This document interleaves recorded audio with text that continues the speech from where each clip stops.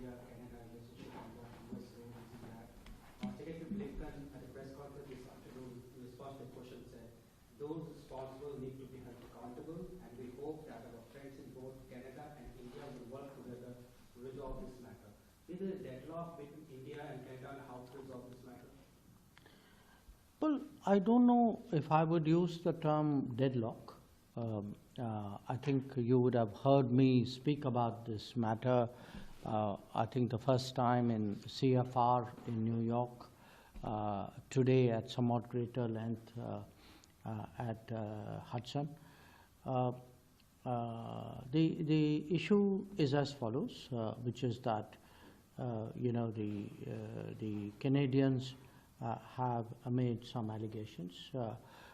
We have pointed out to them that this is not Government of India's policy, but if they are prepared to share with us specifics and anything relevant, we are also open to looking at it.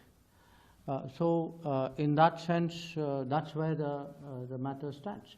But what we do not want to see is an incident treated in isolation, because then that somewhere does not convey the right picture. The fact is that we have had an ongoing problem with Canada and the Canadian government for some years now. And the ongoing problem really revolves around the permissiveness in regard to terrorism, extremism, and violence. And this permissiveness is also reflected in the fact that some important extradition requests have not been responded to from their side, in the fact that there are individuals and organizations who are clearly involved with violence and illegal activities in India, who themselves declared it. I mean, it is not a secret. And that they continue to carry on with their activities in Canada. And most important, the fact that our diplomatic missions and our diplomatic personnel have been consistently and continuously intimidated in Canada, to a point where today it is not safe for them really to carry on with their work. I mean, obviously, the fact that we've had to temporarily suspend our visa operations, I mean, it is not something we would have liked to do. It is just that they have made it very difficult for us to operate those services, because our personnel are today insecure.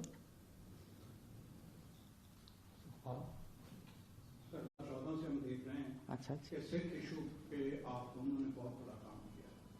Unfortunately मुझे ये question पूछना पड़ रहा है कि आप मेरे सामने बैठे हैं और 2014 से लेकर जो काम किया उसके बावजूद आज सिखों के ग्लोबली एक मन में डर है कि कौन लोग मार रहे हैं, क्यों मार रहे हैं, ये क्या हो रहा है। आपका मैसेज क्या होगा ग्लोबली सिख कम्युनिटी के लिए कि जो उनका इतना बड़ा सरोकार है या उनका प्यार है वो कैसे दूर हो सकता है? नहीं, देखिए, जो एक तो जो सिख कम्युनिटी जो है, अगर उनके आप ही खुद जानते हैं कि पिछले 10 साल में उनके जो मुद्दे जो हैं, उनके विषय आप जानते हैं कि पहले वो ब्लैक लिस्ट की चर्चा होती थी और बहुत सारे लोग थे जिनको लगता था कि वो खुद अपने देश जा नहीं पा रहे। अब उनके इतने सारे मुद्दे जो हैं, कुछ जो हैं कौम के मुद्दे हैं, कुछ व्यक्तिगत मुद्दे हैं, तो उन पे मोदी सरकार ने जितना समय बिताया है, जितना ध्यान दिया है, जितना उसके जो अलग अलग सुझाव निकाले हैं, आप भी जानते हैं, मैं भी जानता हूँ। अब जो हुआ है और अभी जो चर्चा जो हो रही है, ये जो है मैं नहीं मानता कि एक किस्म से पूरे कम्युनिटी के रिप्रेजेंटेटिव इश्यूज हैं। ये जो अभी जो आतंकवाद की बात करते हैं, जो अलगावादी लोग जो हैं, जो हिंसा माने जिनके तर्कों में ये हिंसा की बात आती है। तो मुझे लगता है कि ये बहुत एक माने छोटी सी माइनॉरिटी है और उनके लिए जो है, जो हमारी सरकार, जो यहाँ की सरकार, कनाडा की सरकार, उनको माने एक किस्म से निष्पक्ष तरीके से देखना चाहिए और जो उनका जो रिस्पांस होगा वो होगा। तो आप इसको नहीं लीजिए कि ये कहीं एक पूरे कम्युनिटी का विषय, वो उसको माने गलत तरीके से एक किस्म से आप पेश कर रहे हैं।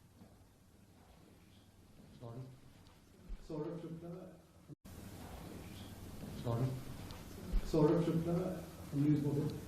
Mr. Minister, do you think that the Canadian Prime Minister has chosen to sidestep the real issue of terrorism by raking this issue so soon after G20, where the Delhi Declaration clearly emphasized that terrorism is a big issue which countries of G20 are concerned about? And related one, a former Indian ambassador claimed that there was some substance found on Canadian Prime Minister's aircraft. Anything that you want to say on that?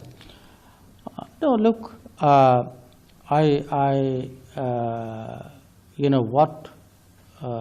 what has prompted Canada to approach this issue in that manner, that's not, how can I sort of analyze it and attribute reasons for it. It's something they know why they've done it. Our point is this, that there is today a climate of violence, an atmosphere of intimidation, activities. I mean, just think about it. We've had, smoke bombs thrown at the mission. We've had our consulates, violence in front of them. Individuals have been targeted and intimidated. There are posters put up about people. So tell me, do you consider this normal? I mean, for a moment, okay, this is about us. If this had happened to any other country, how would they react to it? I think it's a reasonable question to ask. Let's not normalize what is happening in Canada. What is happening in Canada, had it happened anywhere else, do you think the world would have taken it with equanimity? If it had happened to any other country, would they have taken it, so calmly? So I think, it's necessary to call out what is happening there. And our point is this, look, there may be an individual incident. Yes, if there is an incident and there is an investigation and there are allegations, there are processes involved in it. Nobody is disputing that. Our issue is to somehow say that what else is happening is par for the course.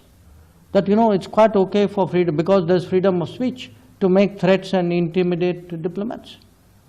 I don't think that's acceptable. Mr. Minister, two quick questions. How much of an issue is this Canada problem in your bilateral relations with the US? Would you say the problem has been managed or set aside? How would you characterize it? Number two, the attack on the consulate in San Francisco, nobody's been arrested. So would you say the problem is similar here as it is in Canada? And why are the Americans moving? Look, again, you are asking me for explanations of action or lack of action on the part of other governments. You should be asking them. If something happens in India or something happens for which Indian government is responsible, I'm perfectly willing to step up and answer that. But how do I explain to you that, a smoke bomb attack there or an arson attack here? Did you raise it? Of course we raised it. So my point is this. What is the status? It's an ongoing conversation.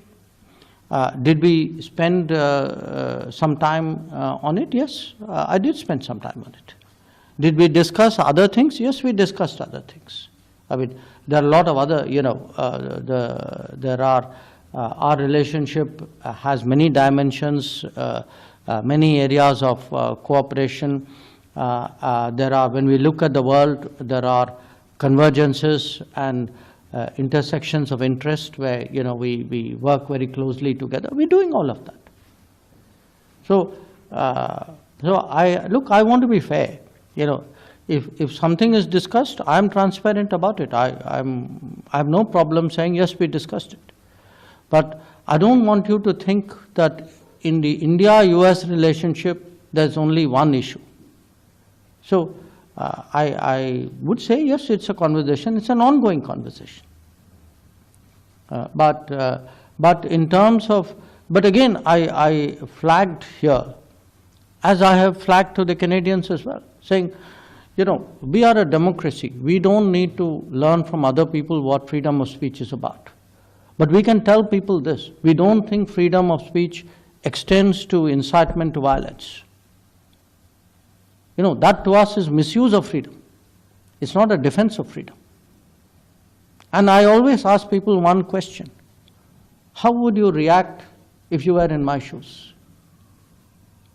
If it was your diplomats, your embassies, your people, what would be your reaction? Sarina Bhardwaj, ANI. If we talk about the evidence that Canada at every level has been saying they have evidence, and have they shared that with the US? And did this really come out in the conversations with your counterpart in the US or with Jake Sullivan? My understanding is the word used by the Canadians is allegation. So,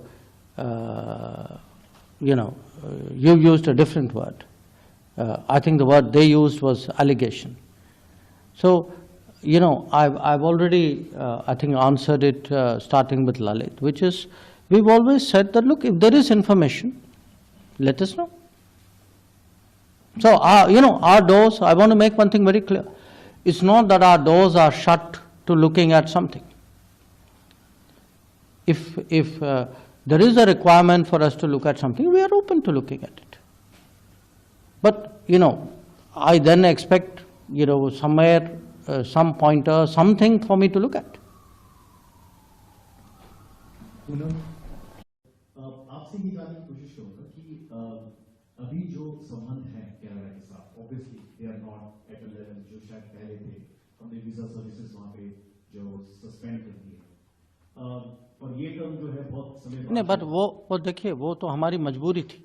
जी हाँ जी, तो उसी में एक जो term Pakistan के साथ कभी use किया करते थे हम लोग, कॉन्फिडेंस बिल्डिंग मेजर्स, क्या ऐसे कोई मेजर्स हमारी मिनिस्ट्री से वहाँ पे कम्युनिकेट किए गए हैं, या जैसे आपने कहा कि एक्सट्रेडिशन की रिक्वेस्ट है वो फुलफिल नहीं, तो किस तरह की चीजें आप देखना चाहेंगे कनाडा की तरफ से जो रिलेशंस है वो शायद नॉर्मल हो पाए उसको लेकर? नहीं, देखिए, एक तो है कि अभी जो माहौल है, ये ऐसा माहौल है जहाँ हमारे राजदूतावास, वहाँ हमारे उच्चायुक्त खुद, हमारे कॉन्सुलेट्स जो हैं वहाँ, वो एक किस्म से उन पे ये दबाव है, उनके खिलाफ जो है हिंसा का प्रचार हो रहा है। तो उनकी जो नॉर्मल जो एक्टिविटीज़ जो होनी चाहिए, वो इस माहौल में जब ये साफ दिखाई देता कि सुरक्षा का एक किस्म से विषय, तो ये वो कैसे जो है वीज़ा का काम या ऑफिस जाने का काम या जो उनकी जो जिम्मेदारियां जो हैं उसको वो कैसे निभाएं इस माहौल में, ये विषय। तो ये कॉन्फिडेंस बिल्डिंग वाला विषय नहीं है, ये लॉ एंड ऑर्डर वाला विषय है। ये वियना कन्वेंशन के तहत जो भी हर देश जो है उसकी जिम्मेदारी होती है कि जो वहाँ जो राजदूत और राजदूतावास में जो काम करते हैं कि उनको काम करने के लिए सुविधा दिया जाए और सुरक्षा दिया जाए। तो आप इसको द्विपक्षीय नहीं बनाइए, ये माहौल भारत में नहीं है। तो इसमें ऐसा माने ये नहीं है कि उनका भी कसूर है, हमारा भी कसूर है। अभी जो भी हो रहा है, जो बिलबोर्ड्स हैं, जो सोशल मीडिया पोस्टिंग जो हो रहे हैं, जो प्रदर्शन जो हो रहे हैं, जो धमकी जो दिए जा रही है वो कनाडा में, तो उनको जो है अपने यहाँ जो कार्रवाई करनी चाहिए उनको करनी चाहिए। Sean, thank you so much. In your conversations with Jason, related question, then how do you see this thing sorting out? How do you normalize? How does this thing normalize? Go back to things that You know, look, there are, I mean, in a way, one of the problems is no incident is isolated and no incident is the totality. You know, there is a context for everything. There are multiple problems out there. So I guess in the case of individual incidents, we'll have to, you know, see the concerned governments will have to talk to each other and see how they, you know, sort of take it forward. But there is a larger issue, and I think it's important that the larger issue should be flagged. And the larger issue is this permissiveness that I have spoken about. Because, look, you know, a lot of Americans are astonished. You know, if we tell them, which by the way most Indians know, you know, in India it will not come as a surprise to anybody if you tell them, you know, there are people in Canada who are advocating violence, who are advocating separatism, there is a history out there. All Indians know this. I suspect very few Americans know this. So in a way, a lot of what I said at the meetings, I think was new to the Americans. I mean, today, in my talk at Hudson, I actually made the point that when Americans look at Canada, they see something. When we in India look at Canada, we see something else. And that's part of the problem.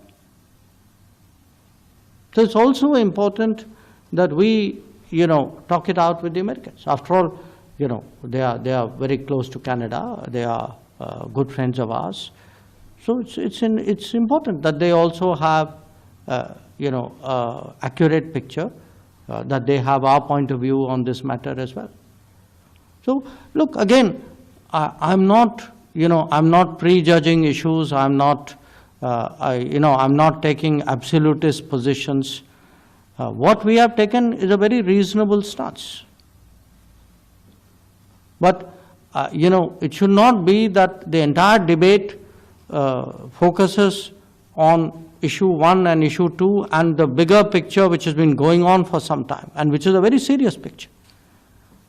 After all, you know, I was thinking back, when was the last time that any of our missions was, you know, intimidated to a point where it could not continue with its normal functioning?